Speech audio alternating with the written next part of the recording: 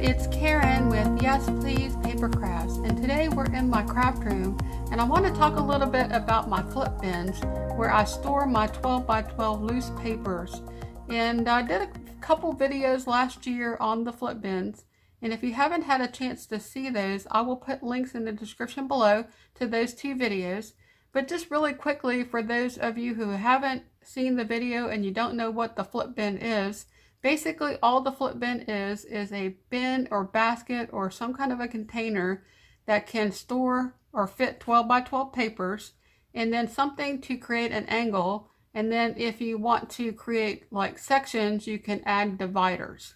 And so I have had several people ask me where I got the bins that I'm using, and unfortunately those bins are no longer available. I did purchase mine about 7 or 8 years ago from either Tuesday Mornings or Home Goods Store, and I have gone to every local store that I could think of in my area looking for some kind of a container that's similar to the ones that I'm using, and I can't find it anywhere. So I've been to TJ Maxx and Lowe's and Tuesday Mornings, Home Goods Store, Walmart, Target, like just about anywhere that I could think of. And anytime I go in a store, I look for something that could be used as a flip bin.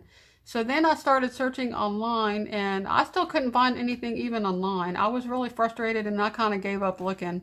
But about a month ago, I decided that I wanted to create a third flip bin, and I knew I needed to find some kind of a container or bin to use. So I happened to be in Tuesday Mornings a few weeks ago, and I came across this particular storage bin, and it's from Waverly, and it's $7.99. And I did happen to find this also on Amazon, and I will leave a link in the description below to that product and any other products in this video that I can find online. But this particular storage bin is a perfect size. It's 13 by 6.5 inches tall by 13. Now you could potentially use a cube, a 13 by 13 by 13, to create a flip bin. The thing that I don't like about doing that is that you can't see the paper as you're flipping through it because the side of the bin is so high. Ideally, you really want a bin that is between 5 and 8 inches tall. I think that's probably the best height to use. Now, this particular bin is a really good height at 6.5 inches. Let me go ahead and open this up so y'all can see what it looks like. Now, it does come in a lot of different colors, and if you do decide you want to get this from Amazon, it is actually on the same listing with the 13 by 13 by 13 cube. So make sure when you're ordering it that you do get the one that is 6.5 inches tall. Now, I also think this one is called a small bin, or it's also called a half bin. I did also see some bins that were very similar to this available online, but I'm not really sure how sturdy they are, but you could try those as well. So anything that's around this size should work. So how this one works is you open it up, and then it has this extra piece that you can open up and put in to the bin, and that gives it a little bit more structure. So what I do like about this bin is the size. What I don't like about it is that it is just cardboard covered fabric, or I'm sorry, I said that wrong. It's fabric covered cardboard. So you can see here it's just like a chipboard or a cardboard. And so the sides of it are very flexible, and they kind of go in. So that's the only thing I probably would say about this bin that I don't like. Now, I'm going to be storing this against a wall, so this is going to be up against a wall, and then when I put the cutting board in there, it will go across this way, so it shouldn't cause a problem for the back of the unit, and the paper is going to be resting on the back, so it shouldn't be a problem. The only time where I think it's going to be a problem is when you're flipping through the paper and the paper's resting on the front of it. It's going to bend the front a little bit, and so I've been kind of trying to think of a way that I could kind of make this a little bit sturdier in the front. And so I thought about putting like maybe a piece of wood or something else there in the front, just to kind of give that a little bit more support. So you could do something like that. So I have this particular bin, and I think this one would work really well if you can find this at your Tuesday Mornings, or if you wanted to get it online. Now let's talk a little bit about the support or that you need to create your angle. And what I've been using is a chopping board, and this was the original one that I got from Amazon. I think it was about $7, and this one's really nice because it's very sturdy. It's about 1/4 inch thick, and it works really well. So after I had purchased my cutting boards for my 2 flip bins, I went to IKEA over in Houston, Texas, and found a chopping board there that was only $2.99. I think it's slightly smaller than this, but I think that one would work really well. So if you have an IKEA close by, that would be a good choice as well to get something a little bit more inexpensive. Now, when I was in the Dollar Tree about a week ago, I came across this product. This is a new product for Dollar Tree. It's a cutting board. It is a little small, as you can see here. This is, it's about, I don't know what the size of this is. It's 8 inches. So it looks like 8 by 11. And I did find that this actually does work really well. And that's the one I'm going to be using in this bin. And yeah, I think that's going to work really well. So for $1 and then $7.99, if you can find this at Tuesday mornings, you would have yourself a flip bin. So I also wanted to share with you another bin that I found when I was looking on Amazon. And I came across this one just recently when I was looking for this online. I was searching for collapsible bins and foldable bins. And I happened across this one, which is from Amazon. It's called 𝗍𝗏𝗄𝗎, and it's the small size. They have different sizes. It's a foldable box, and I thought this was really cool, and I decided I would go ahead and try it out. So I did get one. This one is about $15, and one of the things I thought was really interesting is that they have a lot of different colors and patterns for these boxes, and the price ranges from $10 up to $30-something for exactly the same box, depending on what color and fabric choice that you pick.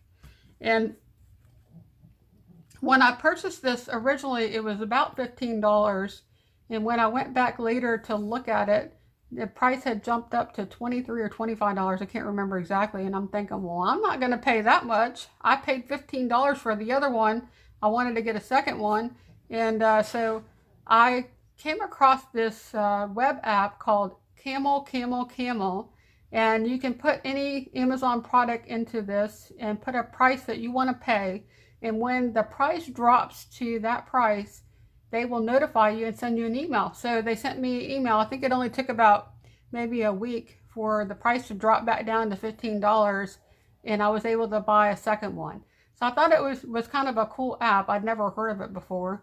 And if you're interested in finding out more about 𝗊𝗊𝗊𝗊𝗊, I will do a little demo at the end of this video and just share with you, kind of how you go in there and enter a product, and then what the notification looks like when the price drops. And I am definitely going to be planning to use the 𝗊𝗊𝗊𝗊𝗊 in the future when I find a product on Amazon and I want to pay less money for it and I don't really need it right away. I might use that to see if I can get it at a cheaper price. So I love to make sure I can always get the best price for something, and so I really thought that 𝗊𝗊𝗊𝗊𝗊 was awesome. I just think the name is really strange. I don't know why they picked that name. Okay, so let's talk about this box. This particular box is, it's kind of like a dark blue teal color, which I love teal. And I also picked this one because out of all the ones that were around $15, this was my favorite color.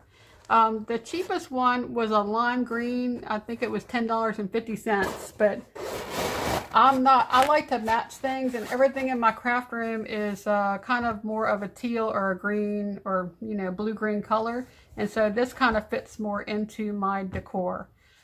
So the way this box works is you just open it up and then you fold down that flap that's in there. This box I think is much sturdier than the other one that I shared with you, and the things that I love about it is that it's got handles, and so I was able to put a ton of paper in here and still be able to lift this up. The handles are really sturdy, and I think the structure of the box, even though it looks like it's collapsing in, the structure of this box feels much better and I think it's going to last a lot longer.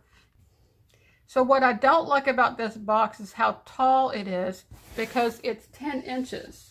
And so that to me was almost a deal breaker. But then I thought, well, I did order it. I thought I would try it out, and then if I didn't like it, I could probably send it back. And I did find that even though it's 10 inches, that I was still able to see the paper enough that it made it really good for a flip bin. Now, the other thing I really loved about this, and the reason why I got a second one, is I found a couple more uses for this particular bin. I think it's awesome for portable storage, and I'm planning to bring one on a crop with me. I'm going on a crop March 12th through the 14th, and I thought it would be awesome to bring this to store my 12x12 papers and all my page kits. And it would keep my finished projects and all my paper and stuff from getting damaged, because I actually use a wagon, and I was just putting all of that in the wagon, just kind of like lined up in the wagon, and it was kind of not keeping it contained, and things were kind of getting bent and damaged. So I think this is going to work really well when I go on the crop. And it's really awesome when I'm not using it, it completely collapses down into a really small size that I can store in the closet. Now, the other thing that I thought about using this particular foldable box for is to sort paper. And so the reason why I decided to get a third bin is because about a month ago, I was working on a challenge, and I had to use chevron paper, and it took me, I would say, 30 or 45 minutes to find a piece of chevron paper that I needed for my project. So at that point, I was thinking, you know, I love having my paper by manufacturer and collection, but I think maybe I need to take some of that paper and put it into other categories. And so that's what I kind of decided to do. Now, whether I keep something by manufacturer and collection or whether I put it into another category, I think for me is going to depend on what else I have for that collection. So if I have a lot of other things like ephemera, chipboard, stickers, and just different products to go with the paper collection, I will probably keep it by manufacturer and collection. But anything that I have a lot of My Mind's Eye paper that I don't have anything that goes with it. And I have a lot of other paper, like I think I have a lot of Paintbrush Studio, and I don't have a lot of embellishments for those collections. And I could just put those papers into other categories. So I was thinking about the different categories and how I needed to go through all this paper. And I thought, wouldn't it be awesome if I could use this foldable box as a way to go through and categorize and sort my paper. So my plan is I'm going to be making dividers. Right now I just pulled in, just as an example to kind of share with y'all how this is going to work. I pulled some of my dividers out of my color bin where I have my paper stored by color. And what I do with my paper stored by color is I have a divider. These are the Cropper Hopper dividers, but you could also get the dividers from Totally Tiffany, or you could just use a piece of heavy cardstock and just staple a tab to the top of it. Anything, you know, that sticks up over the top could be used as a divider. There's also the removable tabs from Avery that you could use to just attach to the different sections, and those tabs stick up over the top of the paper as well. So there's lots of different ways that you could create just to have a divider, but I think it works really well to have the dividers in here, because then that way you can just flip to the particular section. Like if I wanted orange paper, I just flip to orange, and then I can flip through all the paper that I have here that's orange. But I want to create some new tabs that are going to have categories like clouds, wood grains, plaids, chevrons. I haven't come up with all the different categories yet, but I'm thinking I'll make the dividers, and then I can sit with my stack of paper, and as I find different sheets, I can just go ahead and put them behind the tab and just collect the paper there into this storage box. And then it's easy to be able to flip through to the different places as I'm sorting the paper to put the, to put it into the category that I want to store it in. So let me just go ahead and turn this around so you can kind of see how this works. You can see back here the cutting board is there, and it's keeping the paper from bending. So I think it's really important to have something behind your paper that's creating the angle that your paper can rest against, because it'll keep your paper from bending and getting damaged. Now, one of the things I wanted to mention too about this particular box from 𝗍𝗧, I do wish that it was slightly wider. If it was like another 1/4 of an inch or 1/2 an inch wider, it would be so much better. But it still works really well for storing the 12 by 12 paper. And I think the more that I had the paper in here and have the box open, it's kind of gotten, you know, a little bit wider. It kind of pokes out a little bit, but the paper is not hitting the sides of the box, and so I think it's going to work really well. Now, one more bin I wanted to share with you guys. I don't really use this for flip storage, but I do use it for 12 by 12 paper storage and also storing my thickers. Now, this is a bin from 31 bags, and it's called the, what is this called? The fold and file, or the file and fold? I can't remember. But it's got these really cool pockets on the front. It's really similar to that foldable box that I just showed you from Amazon, but it's a little bit smaller. And if you have one of these, this would work really well as well. And this one, I don't even think you really need anything behind it because it really is not wide enough to make a flip bin. You could put the cutting board there if you wanted to, but I find that this works pretty well. What I don't like about it is that it's very difficult once you get the paper in there to move it, and it gets really heavy, and it's kind of, see how it's like moving around? Let me show you the difference between that one and this 𝗍𝗧 box. So if I wanted to pick this 𝗍𝗧 box up, it's not flexing at all. It's very sturdy. I find this 𝗍𝗧 box is much sturdier than this one from 31 bags. What I've been using this particular bin for is more for storing my thickers, and let me show you one of those. So these bins from 31 bags are really an awesome size to store thickers. And so I've been storing my thickers this way, but I'm debating about changing this because I don't like that I can't see the thickers. As I'm going through it, all I can really see is the top. And so it's very difficult to see actually what I have.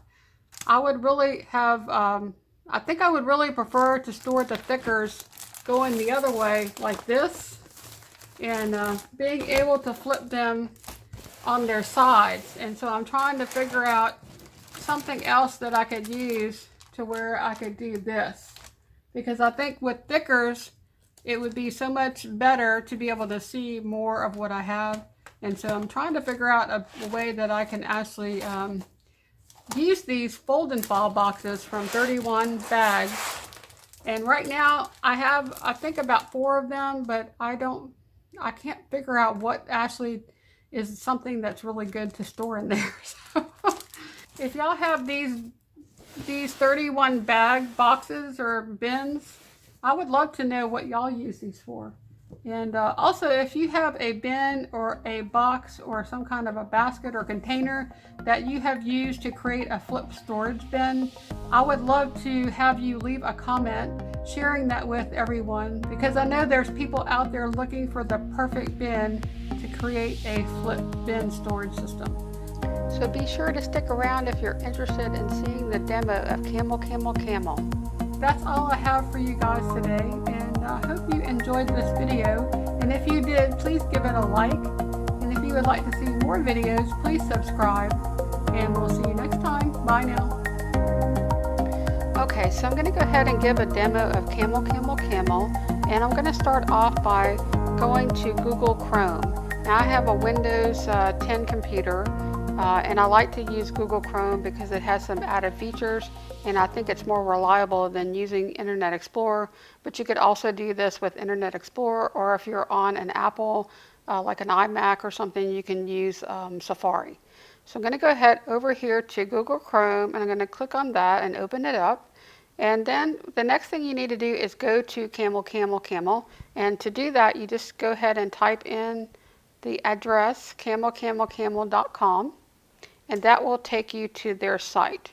Now I've already created an account and I'm logged in, so when you go here for the first time, you're going to need to set up an account, and I think you can use either your email, Facebook, Google, or Twitter. I think those are the different options. And so set up your account with one of those options, and then once you get logged in, you'll be able to go and do some price checking. So what you see here on this screen is that I had one total alert, which was that the foldable box dropped in price to under my desired price, which is $16, and it went down to $15.23. And so I was notified and I got an email. And so the way that this works is you can create price watches, and I actually have two price watches set up right now. I have a price watch for the foldable box, and then I had another one for the H&R Block tax software. I'm hoping the price drops to the price that they had for Black Friday, which was $20, but chances are it won't go that low. But I won't be doing my taxes until April, so I thought maybe I would try this and see if I could get a better price on the tax software. So what you're going to do if you want to set up a new price watch is you're going to make sure that you're all the way at the top of the screen. I just used a scroll bar to go up and down, and I'm going to scroll to the top, and up here it has enter the Amazon URL or keywords to find a product. And so you can either if you have the actual link for the product you're looking for, you could put that in, or you could just search for a product. So I'm just going to go ahead and put in a product that I know exists at Amazon that I want to set up a price watch for. And I'm going to go ahead and scroll down and look for the exact one that I want, which is this one right here. I have these acrylic drawer units that I use to store my enamel dots. And so I'm going to put a price watch on this, and I'm going to just click on the product, and then here in this drop down box you can choose Amazon price, third party new price, third party used price. Now the new and the used, that means it's a new product or a used product. I don't really want a used one, and I do want to buy it from Amazon because I have Amazon Prime and I would get free shipping. So I'm just going to click on Amazon price, and then I'm going to say, well, if the price drops down to $10, then I want to be notified and get an email. And I'm going to click on the track, and it's going to add a new price watch. So if you wanted to, you could actually add additional price watches. If I wanted to also track the prices on third-party new products, I could click third-party new and put a price here, like say $10, and I could track it multiple ways by either tracking it on Amazon or tracking it with a third party. I guess it doesn't, oh, you know what, it looks like Amazon doesn't sell this product. It's sold by a third party through Amazon, and so that's why it was showing it here as 0. I thought that was kind of interesting that it didn't look like it was showing me the current price. But it looks like that's why it did that, was because this particular product is not sold by Amazon. It's sold by a third party on Amazon, which, you know, it's kind of hard to tell when you're looking at Amazon, actually sometimes, that it's not sold by Amazon. Okay, so we see here that I actually added in this price watch. Now if the price for this third party new product drops below $10 or drops to $10, I will get an email telling me that the price dropped.